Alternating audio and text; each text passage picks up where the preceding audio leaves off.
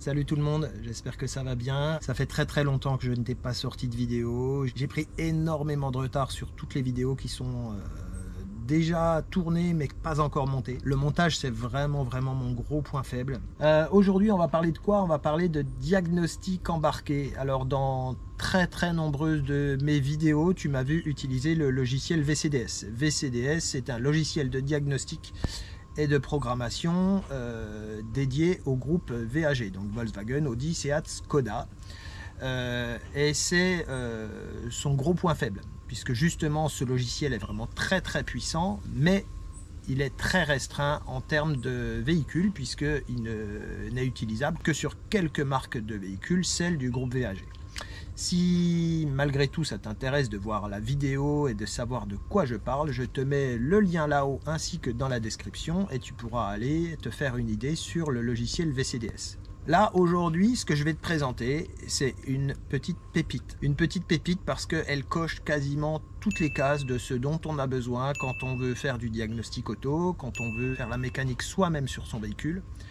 Et la petite pépite en question, il s'agit de l'interface TopScan de la marque Topdon. Franchement, des interfaces de diagnostic, j'en ai essayé quelques-unes, notamment beaucoup d'interfaces chinoises qui ont l'avantage d'être pas chères, mais qui fournissent des fonctionnalités qui sont extrêmement limitées.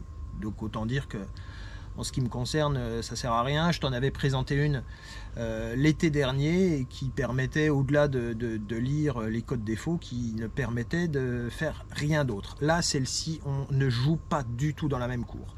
Il y a beaucoup d'interfaces que je t'ai pas présentées, mais celle-ci, si je décide de te la présenter, c'est vraiment parce qu'elle vaut le coup. Alors, à quoi elle ressemble?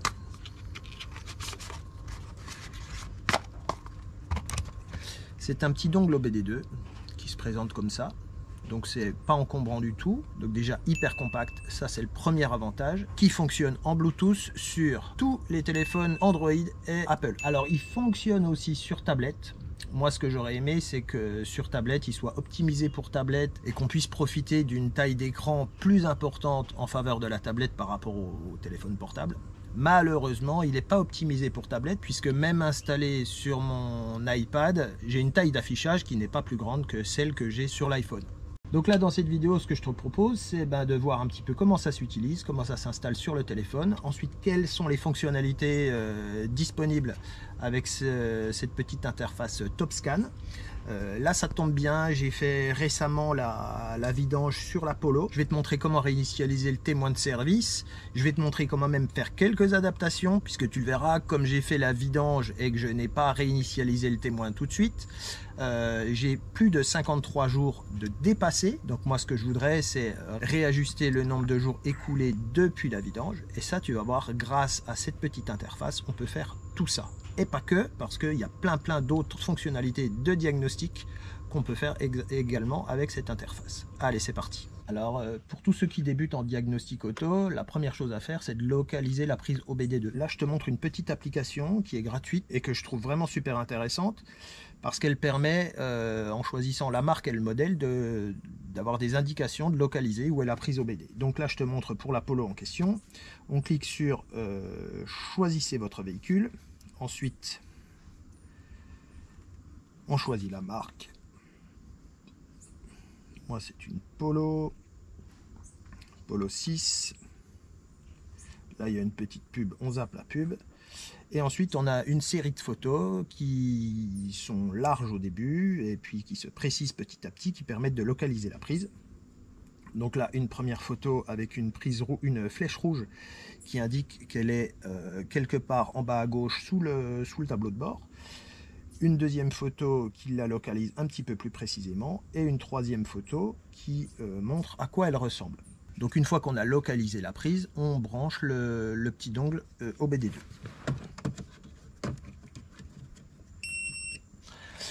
On a un signal sonore qui nous indique que le dongle est bien alimenté.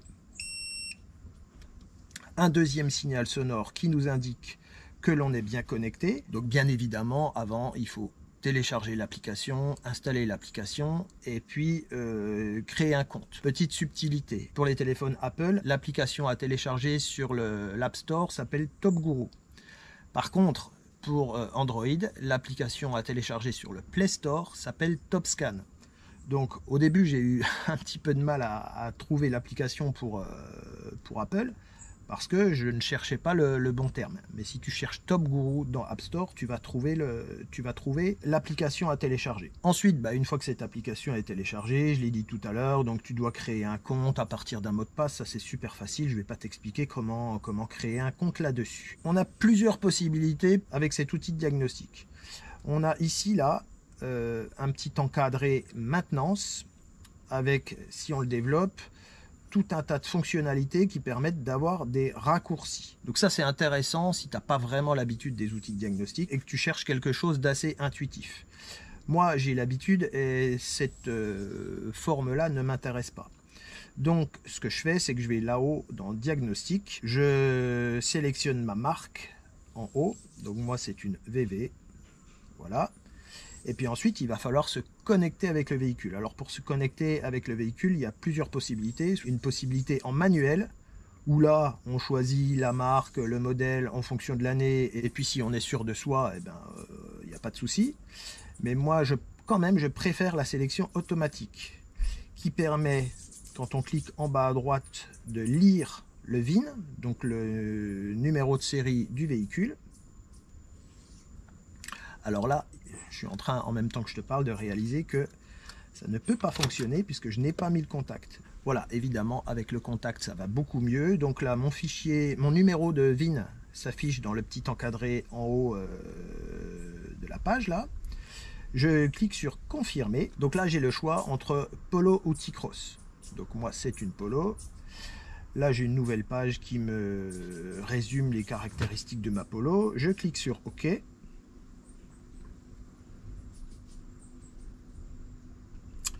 Et j'arrive sur une nouvelle page avec tout un tas de boutons. La première fonctionnalité qu'on va tester, c'est de faire un scan complet du véhicule. Donc je clique sur Autoscan, et puis là, l'outil de diagnostic va scanner tous les calculateurs et relever les éventuels défauts qu'il peut y avoir sur certains.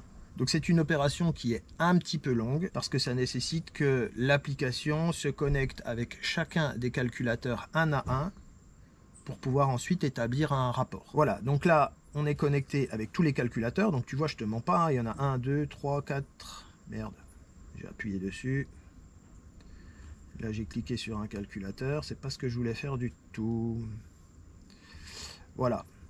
Donc, il y a un certain nombre de calculateurs. Et si je veux tous les scanner, j'appuie sur Scan en bas à gauche.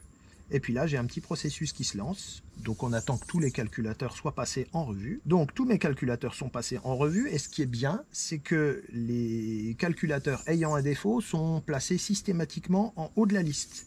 Donc là, on voit que sur tous les calculateurs, la plupart n'ont pas de défaut. Mais il y a 2 calculateurs qui ont un défaut. Le premier, c'est le calculateur d'ABS. Donc, on va cliquer dessus pour savoir ce qui se passe. Je clique sur lecture des défauts et là j'ai une alerte de pression de gonflage des pneus. Effectivement, j'ai mon voyant pression des pneus qui est affiché, donc c'est normal. Pour l'instant, je n'efface pas ce défaut, je l'effacerai quand j'aurai contrôlé la pression de mes pneus. Et puis ensuite, le deuxième défaut que j'ai, le défaut sur le calculateur 5F, électronique d'information. Ça, c'est pas la première fois que j'ai ce défaut. Je pense que c'est un défaut relatif au haut-parleur arrière. On va vérifier ça tout de suite, puisque je l'avais déjà relevé dans VCDS. Voilà, haut-parleur de grave arrière droit, coupure, haut-parleur de grave arrière gauche, coupure. Tout simplement parce que j'ai pas de haut-parleur à l'arrière dans cette Polo. Alors ensuite, ce qui est intéressant, une fois qu'on a fait un autoscan, c'est qu'on peut éditer un rapport. Donc on clique sur rapport en bas à gauche, là, je confirme. Et là, effectivement, ça me sort un rapport complet avec ce qui a été fait et surtout ce qui a été les défauts qui ont été relevés. Donc je clique sur conserver parce qu'on va voir que ce rapport, ensuite on a la possibilité de le partager en fichier PDF. Donc je quitte l'autoscan. Ensuite on a la possibilité, quand on maîtrise un petit peu les logiciels de diagnostic, d'accéder à d'autres fonctionnalités. Le balayage de la passerelle, là c'est un autoscan, la même chose que ce qu'on vient de faire juste avant, mais qui est simplifié. C'est-à-dire que Voilà, ça reprend la même chose que ce qu'on a fait avant. Ça nous dit là où il y a des défauts, mais ça ne détaille pas les défauts, contrairement à l'autoscan. Tu l'as vu, c'est beaucoup plus rapide, mais c'est beaucoup moins précis en termes d'informations recueillies. Ensuite, ce qu'on appelle fonction chaude. Alors ça, c'est très mal traduit.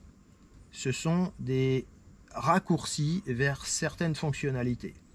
Et notamment la fonction réinitialisation de l'huile qui permet de remettre à zéro le témoin de maintenance. Donc, comme on doit le faire, je vais en profiter pour te faire la démonstration. Donc, réinitialisation de l'huile. Ensuite, on clique sur 17 porte-instrument, puisque l'information, elle est contenue où? Dans le porte-instrument, dans le bloc compteur. Et ensuite, plusieurs fonctions Sofrano. Reset vidange automatique. Là, on remet à zéro à partir d'aujourd'hui en repartant sur les valeurs qui sont déjà programmées en termes de temps et de durée. On a la possibilité de remettre à zéro uniquement le service vidange ou uniquement le service inspection ou le service vidange et inspection. Si tu ne sais pas ce que c'est que la différence entre le service vidange et le service inspection, je te renvoie vers la vidéo où je fais cette manipulation-là avec VCDS et où je détaille tout ce qui diffère, ce qui différencie le service vidange et le service inspection. Et on a la possibilité aussi de personnaliser. Personnaliser, là c'est si on veut, et on va le faire, puisque j'ai besoin de, étant donné que je vais remettre à zéro aujourd'hui, mais que j'ai effectué ma vidange il y a plusieurs jours, il faut que je mette en corrélation le temps qui s'est déjà écoulé depuis que j'ai fait la vidange, et puis ce qui sera mémorisé ensuite par le bloc instrument. Donc là, ce qu'on va déjà faire, c'est qu'on va aller voir dans service personnalisé, et on va voir les informations qui sont à notre disposition. Première information, en haut à gauche, là, c'est la distance parcourue depuis la dernière révision, donc 10 200 km. Ensuite, le deuxième en partant de la gauche, le nombre de jours qui se sont écoulés depuis la dernière vidange, 418 jours. Moi, j'étais programmé sur 15 000 km ou 365 jours. Les 15 000 km ne sont pas atteints, mais les 365 jours sont largement dépassés. Tu vois, on est à 418. C'est pour ça que j'ai le message au tableau de bord qui m'indique de faire la vidange. Ensuite, on continue à descendre. Ici, on a les consignes qu'on a données. Donc ça, les 15 000 km dont je viens de parler, et puis les 365 jours dont je viens de te parler. Ça, ce sont des informations qu'on peut modifier. Donc ça, ce sont les informations concernant le service inspection, mais pour le service vidange, on a exactement les mêmes. Pareil, alors on peut, moi je suis toujours à 15 000 km ou 365 jours, mais tu as la possibilité de différencier une échéance de temps et de kilométrage pour le service vidange et de même pour le service entretien. Tu peux les distinguer tous les deux. Donc là, la première chose que je vais faire, c'est que je vais réinitialiser, remettre à zéro tout ce qui est service vidange et service entretien, puisque ça a été fait il y a quelques semaines. Donc je clique sur réinitialisation d'huile et d'inspection. Je confirme, là ça prend un petit peu de temps, je confirme une deuxième fois et j'ai un message en anglais qui me dit que la fonction a été réalisée correctement. Si je retourne dans service personnalisé et que je regarde la distance parcourue depuis le dernier entretien, je vois que j'ai 0 km. Le temps depuis le dernier entretien, j'ai 0 jour. Sauf que moi, encore une fois, j'ai fait la vidange il y a longtemps et je ne tourne la vidéo qu'aujourd'hui. Donc je vais tout simplement ici, je clique sur paramètres, j'ai fait ma vidange, alors non pas il y a 53 jours, mais je l'ai fait il y a 10 jours exactement. Donc je valide 10 jours, je confirme, et voilà. Maintenant, lorsque je retourne consulter l'information depuis combien de temps j'ai fait ma vidange, j'ai bien 10 jours qui s'affichent. Le kilométrage. Alors, le kilométrage, je sais absolument pas combien de kilomètres j'ai fait. Il y a une dizaine de jours, c'est la voiture de ma femme, elle roule pas beaucoup, on va dire 20 km par jour, donc on va considérer que j'ai fait 200 km. Donc là, pareil, je corrige cette valeur-là, je mets 200 km, je valide, je confirme une première fois, je confirme une deuxième fois, et terminé. Et comme j'ai remis à zéro à la fois le service vidange et le service inspection, je vais être obligé de faire la même chose pour le service inspection. Donc là, c'est plus bas. Le kilométrage, je mets 200. Je confirme, je confirme. Le temps, je mets 10 jours. Je confirme. Et voilà. Ce qui fait que maintenant, lorsque je vais consulter sur l'autoradio mes informations de service, je vois que je dois faire l'entretien dans 14 800 km, normal, puisque j'ai 15 000 km au départ, moins les 200 déjà parcourus. 355 jours, normal, puisque j'ai rentré la valeur, comme quoi j'avais déjà fait la révision depuis 10 jours. Et exactement pareil pour le service vidange. Voilà, donc c'est super intéressant parce qu'on arrive vraiment à avoir des fonctionnalités qui sont ultra puissantes, ultra poussées. Là, je viens de te montrer notamment les fonctionnalités, contrairement le rappel de vidange et le rappel d'entretien. Tu as vu qu'on pouvait adapter et ajuster ces différentes valeurs, ces différentes données de temps et de kilométrage exactement comme on voulait. Donc ça, c'est vraiment cool. Et là, maintenant, ce que je vais faire, c'est que je vais te montrer des fonctionnalités un petit peu plus poussées qu'une simple réinitialisation de l'affichage du service de maintenance. Donc, pour ça, on revient dans le menu principal. Tout ce que je vais te montrer là, on a la possibilité de le faire sur n'importe quel calculateur. Donc quand je dis n'importe quel calculateur, c'est n'importe quelle voiture, mais c'est aussi n'importe quel calculateur dans cette même voiture. Calculateur, c'est ce qui est appelé par l'application unité de contrôle. On voit qu'il y a tout ce qui est calculateur moteur, calculateur de boîte de vitesse, calculateur ABS, calculateur siège passager, calculateur clim, calculateur centrale électrique, etc., etc., etc. Je te montre un petit peu le nombre de calculateurs qu'il y a. Donc on va prendre l'exemple du calculateur moteur, puisque c'est celui qui est le plus fréquemment consulté et celui sur lequel on a besoin de faire le plus d'adaptation ou de lecture de diagnostic. Donc, tout en haut à gauche, l'information sur le CU. Donc le CU, c'est le calculateur moteur. Engine Control Unit. Donc voilà, on a tout un tas d'informations concernant le CU, ça c'est pas très intéressant. La lecture des défauts, ça c'est ce qu'on a déjà montré tout à l'heure à travers l'autoscan. Ça ne sort rien de plus que ce qui est sorti à l'autoscan, hein. On voit qu'au niveau du calculateur moteur, le système est normal et qu'il n'y a aucune défaillance qui a été enregistrée. Si j'avais des défauts, eh bien, évidemment j'irais sur effacer les défauts, mais là je n'en ai pas, donc je quitte. Ensuite, le bouton appelé données vivantes, c'est tout ce qui est données en temps réel. Ce sont toutes les données mesurées par les capteurs et envoyées au calculateur. Il y a tout un tas d'informations qui peuvent être intéressantes de lire quand on a besoin de tester tel ou tel capteur. Donc ça, pour ça, c'est intéressant. Ensuite, test actif. Alors je te l'ai déjà montré dans d'autres vidéos avec VCDS. C'est ce qui permet de tester les actionneurs. On l'a vu avant, c'était les informations envoyées par les capteurs. Là, les tests actifs, c'est ce qui permet de tester les actionneurs. Donc, on va essayer d'en tester un. Donc, par exemple, sur la Fabia, j'avais un problème de vanne de recyclage des gaz d'échappement. C'était grâce à ces fonctionnalités-là que j'avais réussi à trouver le problème. Donc là, on va faire le même petit test ici. Donc, vanne de dérivation des gaz d'échappement. Et ensuite, quand on clique sur début, je ne sais pas si tu l'entends fonctionner là dans la vidéo. En tout cas, moi je l'entends fonctionner. Ça veut dire que cette vanne a un fonctionnement normal. Donc voilà à quoi sert le test des actionneurs. Ensuite, Basic Setting. Donc ça, c'est ce qui permet d'accéder à tout un tas de réglages ou de contrôles de tout un tas d'actionneurs qui permettent au moteur de fonctionner. Donc là, il y en a toute une liste assez exhaustive, donc on va pas les prendre un par un parce que ça prendrait un temps fou. Ensuite, adaptation. Adaptation, là c'est comme Basic Setting, ça permet de faire des adaptations sur certaines fonctionnalités. Donc là, de la même manière, il y en a tout un tas aussi. Alors ensuite, tout en bas à gauche, là, la fonction codage. Alors là, je conseille pas de jouer avec cette fonction-là, parce que là, il y a vraiment possibilité de foutre le moteur en panne. Donc ça nécessite vraiment de savoir ce qu'on fait pour jouer avec la fonction codage. Là, j'en parle pas et je conseille pas d'y toucher.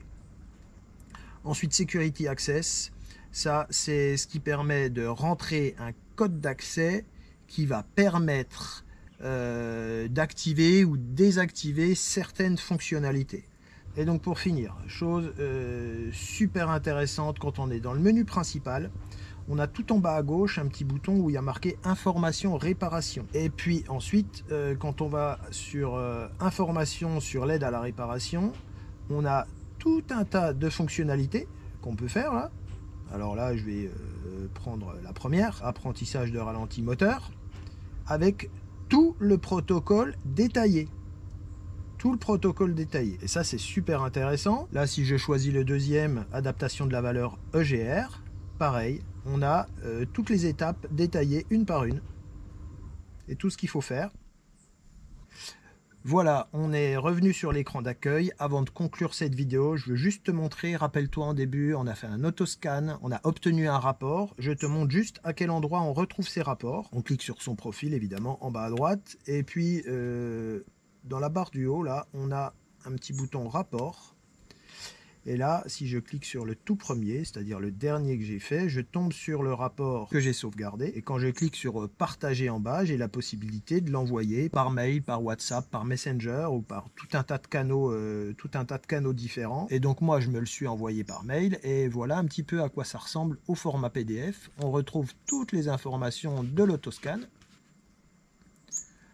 avec le défaut et le détail des défauts qui a été relevé.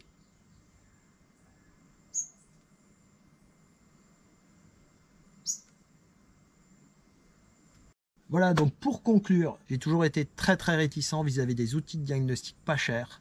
Celui-ci, on le trouve sur Amazon à moins de 60 €.